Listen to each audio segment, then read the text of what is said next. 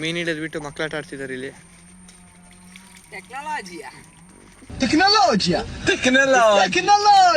Hi guys, ನಮ್ಮ ಹೊಸ ವಿಡಿಯೋಗೆ ಸ್ವಾಗತ. ಇವತ್ತು ನಾವು ಏನು ಮಾಡ್ತೀವಿ ಅಂದರೆ ಮೀನು ಹಿಡಿಯಕ್ಕೆ ಬಂದಿದ್ದೀವಿ. ನಾವು ಬಂದಿರೋಂಥ ಪ್ಲೇಸ್ ಹೆಗ್ಗೇರಿ ಕೆರೆ ಗಾಯ್ಸ್. ನೋಡಿ, 1 2 3 ಆ್ಯಂಡ್ ಮತ್ತೆ ಅಲ್ಲೊಬ್ರು ಕೆಳಗಡೆ ಕೂತಿದ್ದಾರೆ 4 ಹಿಡಿತಿ ಅಂತ ತಿಮ್ಮಿಂಗಿಲನ್ನ ಹಿಡಿದಿರುವ ಪ್ರಥಮ ಅವರಿಗೆ ಒಂದು ಆಸ್ಕರ್ ಕೊಡ್ಬೇಕು ನಾವಿಲ್ಲಿ. ಇವ್ರು ನೋಡಿ ವಿಡಿಯೋ ಮಾಡ್ತೀವಿ ಅಂತ ಕೊಪ್ಪೆ ಹಾಕಿಬಿಟ್ಟಿದ್ದಾರೆ. ಸೃಜನ್ ಕುಮಾರ್, ನಾನೇನಯ್ಯ ತಪ್ಪು ಮಾಡಿದೆ? ನಾನು ಎಲ್ಲಿ ತಪ್ಪು ಮಾಡಿದೆ?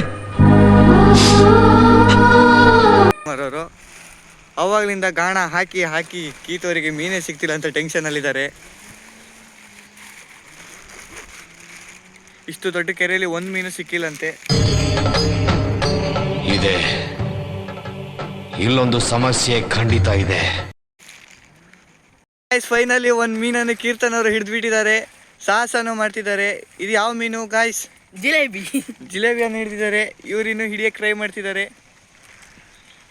ಮತ್ತೊಂದು ಗುಡ್ ನ್ಯೂಸ್ ಗಾಯ್ಸ್, ಮತ್ತೊಂದನ್ನ ಕೀರ್ತನ್ ಅವರೇ ಮತ್ತೆ ಹಿಡಿದಿದ್ದಾರೆ. ಮತ್ತೊಂದು ಸಾಧನೆ ಮಾಡಿದ್ದಾರೆ ನೋಡಿ. ಆವತ್ತು ಇವರ ಮುಖದಲ್ಲಿ ಒಂದು ತೇಜಸ್ಸನ್ನು ನೋಡಿದೆ. ಏನನ್ನು ಸಾಧಿಸಿರೋ ಸಂತೋಷ ಇವರ ಮುಖದಲ್ಲಿ ತೇಲಾಡ್ತಾ ಇರೋದು. ಮತ್ತೆ ಅದೇ ಮೀನನ್ನು ಹಿಡಿದಿದ್ದಾರೆ. ಇದು ಸಣ್ಣದು, ಅದು ದೊಡ್ಡದು. ನೋಡ್ಕೊಳ್ಳಿ. ಪ್ರಥಮ ಅವ್ರು ಮತ್ತೊಂದು ಹಿಡಿದಿದ್ದಾರೆ. ಅರ್ಧೇ ಹೋಯ್ತಾ? ಇನ್ನೊಂದು ಮೀನು ಸಿಕ್ತಂತೆ, ನೋಡೋಣ. ಮತ್ತೊಂದು ಮತ್ತೆ ಕೀರ್ತನ್ ಅವರು ಹಿಡಿದಿದ್ದಾರೆ. ಇವತ್ತು ಭಾರಿ ಗಾಣ ಹಾಕ್ತಿದ್ದಾರೆ. ಭಾರಿ ಸಮಯದ ನಂತರ ಮತ್ತೊಂದು ಮೀನು ಪ್ರಥಮ ಅವರಿಗೆ ಸಿಕ್ಕಿದೆ. ಪ್ರಥಮ ಅವರು ಸಂತೋಷದಲ್ಲಿ ಅವರ ತಾಯಿಗೆ ಕರೆಯನ್ನು ಮಾಡಿ ಮೀನು ಸಿಕ್ಕಿದಮ್ಮ ಅಂತ ಹೇಳಿದ್ದಾರೆ. ನೋಡಿ ಇವರೇ. ಇಷ್ಟು ದೊಡ್ಡ ಕೆರೆಯಲ್ಲಿ ಒಂದು ಮೀನು ಸಿಕ್ಕಿದೆ ಪ್ರಥಮ ಅವರಿಗೆ. ಸೊರ್ರಿಯಾದ ಮೀನನ್ನು ಹಿಡಿದಿದ್ದಾರೆ ಕಿಶನ್ ಅವರು. ಈ ಮೀನು ತಪ್ಸ್ಬೇಕಾದ್ರೆ ಮತ್ತೊಂದು ಮೀನನ್ನು ಹಿಡಿದಿದ್ದಾರೆ ಇಲ್ಲಿ. ಯಾರು ಹಿಡಿದಿದ್ದ? ಮತ್ತೆ ಮೀನನ್ನು ಬಿಟ್ಟಿದ್ದಾರೆ.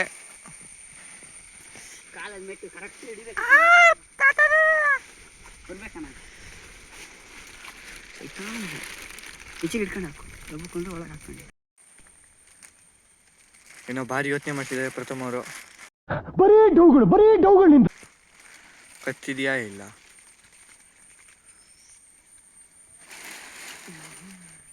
ಗಾಣ ಸಮೇತವಾಗಿ ವಾಪಸ್ ಹೇಳ್ತಿದ್ದಾರೆ. ಒಂದು ಬದುಕಿ, ಇದೊಂದು ಜನ್ಮವೇ, ಎಂತಹ ದುರ್ವಿಧಿ, ಇದೆಂತಹ ದುರ್ವಿಧಿ. ಸುಜನ್ ಅವ್ರು ಮೀನ್ ಕಚ್ಚಿದೆ ಕೇಳಿದ್ರೆ ಸೊಳ್ಳೆ ಕಚ್ಚಿದೆ ಅಂತಿದ್ದಾರೆ. ಅಣ್ಣ ಸಖತ್ ಆಕ್ಟಿಂಗ್ ಮಾಡ್ತಿದ್ದೆ ಅಣ್ಣ.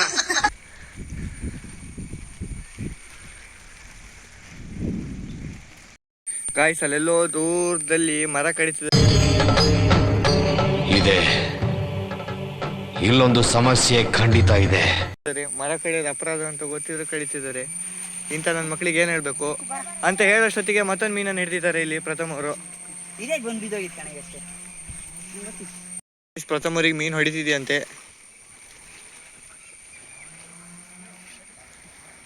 ಇವ್ರು ಅವಾಗಲಿಂದ ಎಳಿತೇವ್ರೆ, ಮತ್ತೆ ಹಾಕ್ತವ್ರೆ.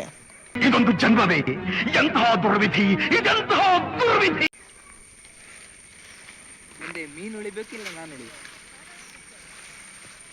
ಅಂತ ಮಾಸ್ ಡೈಲಾಗ್ ಕೊಟ್ಟಿರುವಂತ ಕಿಶನ್ ಅವರು ಮೀನು ಹಿಡಿತಾರ ಇಲ್ಲ ಕಟ್ಟ ಕಡೆಯ ಪ್ರಶ್ನೆ ಹೀಗೂ ಉಂಟೆ, ನೋಡೋಣ.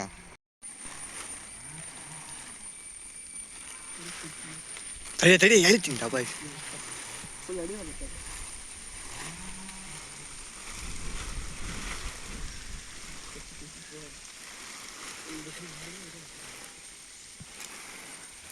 ಕಾಯ್ಸ್, ಏನು ಬರಲಿಲ್ಲ. ನಮ್ದು ಎಫರ್ಟ್ ಎಲ್ಲ ಸುಮ್ಮನೆ ವೇಸ್ಟ್ ಆಯ್ತು. ಜನ್ಮಕ್ಕೆ ಹೋಗೋ.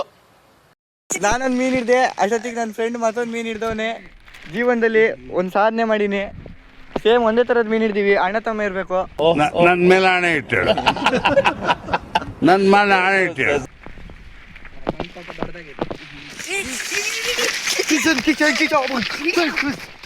ಕಿಶನ್ ಅವ್ರದ್ದು ಬಿಟ್ಟಿದ್ದಾರೆ. ಕಷ್ಟಪಟ್ಟೆ ಗಾಯ್ಸ್, ಆಗಲಿಲ್ಲ. ನೀನು ಗಾಯ್ಸ್ ಅವ ಬಿಟ್ಟು ನನ್ನ ಮೇಲೆ ಬೈತಿದ್ದಾನೆ. ನನ್ನ ಕಾಲೆಲ್ಲ ಗಾಯ ಮಾಡ್ಕೊಂಡು. ಸಿಗತ್ ಮತ್ತೆ ಹಾಕೋಣ. ನಂದೊಂದು ಬಿಡ್ಬೇಡಣ್ಣ, ಕಷ್ಟಪಟ್ಟು ಸಾಕ್ಯಾ. ಅದು ಕೊಟ್ಟಿಡಮ್ಮ.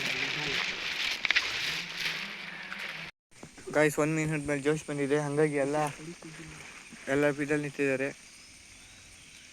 ಮತ್ತೊಂದು ಖುಷಿ ವಿಚಾರ ಅಂದರೆ ತಪ್ಪೋಗಿದ್ದ ಮೀನನ್ನ ಮತ್ತೆ ಹಿಡಿದಿದ್ದಾರೆ ಇವರು.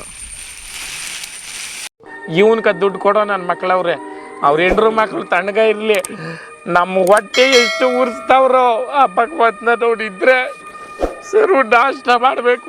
ನಾನು ಒಬ್ರಿಗೆ ಅನ್ಯಾಯ ಮಾಡಿಲ್ಲಣ್ಣ, ಒಬ್ರಿಗೆ ಅನ್ಯಾಯ. ಇವರು ಮೀನ ಹಿಡಿದು ಚೀಲಕ್ಕೆ ಹಾಕಿ ಅಂದರೆ ಕೊಪ್ಪೆ ತೆಗಿತಿದ್ದಾರೆ. ಇಂಥವ್ರಿಗೆ ಏನು ಹೇಳಬೇಕು? ನಮ್ಮ ದೇಶ ಇದು ರೀ, ನಾವು ಕೊಟ್ಟಿರೋ ದೇಶ ಇದು.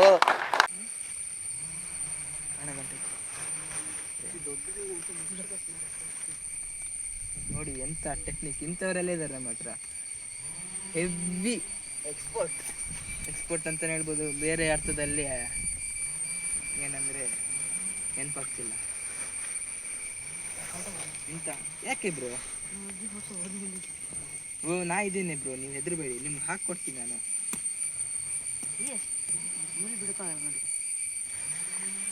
ನೋಡಿ ಸ್ವಲ್ಪ ಹತ್ರ ಬಂದಿರಿ ಸರ್. ಇದು ಮುಳ್ಳು ಚೂರು ಯಾಮಾದ್ರು ಇದಕ್ಕೆ ಮುಳ್ಳು ಅಂತಾರಂತೆ. ನೋಡಿ ಇದು ನಾವು ಹಿಡಿತಾ ಯಾಕಿದೆ ಮೀನನ್ನ. ಇವರು ಸಾಮಾನ್ಯ ಮನೋವೈದ್ಯರಲ್ಲ, ಇವರು ಸಾಮಾನ್ಯ ಮನೋವೈದ್ಯರಲ್ಲ. ಅಮೆರಿಕಾದಲ್ಲಿ ಓದಿ ಚಿನ್ನದ ಪದಕ ಪಡೆದವರು. ಅಷ್ಟೇ ಅಲ್ಲ, ವಿಶ್ವದಲ್ಲೇ ಪ್ರಖ್ಯಾತರಾದ ಮನೋರೋಗ ತಜ್ಞ. ಎಲ್ಲೆಲ್ಲಿದೆಯಾ ಮುಳ್ಳು? ಹೀಗಿಡಿದ್ರೆ ಏನಾಗಲ್ಲ, ಮುಳ್ಳು ಏನ್ ಮಾಡ್ಸಲ್ಲ. ಸ್ವಲ್ಪ ತಾಕ್ತು ತೆಗಿತಿದ್ರು ಗಾಯ್ಸ್. ಈಗ A few moments later. So guys 2.5 ಗಂಟೆಗಳ ಪರಿಶ್ರಮದ ನಂತರ ನಮಗೆ 13 ಮೀನುಗಳು ಸಿಕ್ಕಿದೆ. ನೋಡ್ತಿದ್ರಲ್ಲ, ಇಷ್ಟೇ ಮೀನು ಸಿಕ್ಕಿದ್ದು, ಇನ್ನೂ ಹಿಡಿತಿದ್ದಾರೆ. ಸೃಜನ್ ಅವರು ಮೀನು ಸಿಗಲಿಲ್ಲ ಅಂತ ಕೋಪ ಮಾಡ್ಕೊಂಡು ಮನೆ ಹೋಗಿದ್ದಾರೆ. ದೇವ್ರು ನಿನ್ಗೆ ಒಳ್ಳೇದು ಮಾಡ್ತದ, ನಿನ್ ಜನ್ಮಕ್ಕೆ ಹೋಗೋ. ಸೊ ಗಾಯ್ಸ್ ಈಗ ಈ ಪ್ಲೇಸಿಂದ ಇನ್ನೊಂದು ಪ್ಲೇಸಿಗೆ ಹೋಗೋಣ. ಈಗ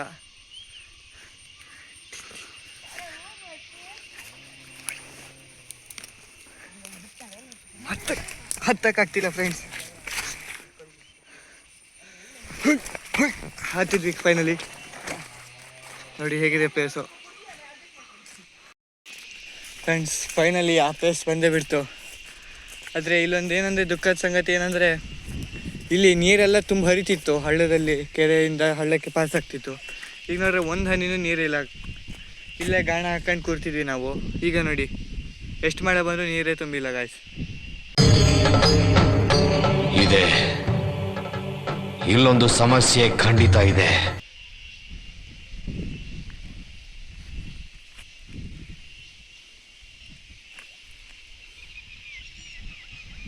ಈಗ ಇಲ್ಲಿಂದ ಅಲ್ಲಿ ತನಕ ಮತ್ತೆ ವಾಪಸ್ ಹೋಗ್ಬೇಕು. ಮೀನು ಹಿಡಿದು ಬಿಟ್ಟು ಮಕ್ಕಳಾಟ ಆಡ್ತಿದ್ದಾರೆ ಇಲ್ಲಿ. ಟೆಕ್ನಾಲಜಿ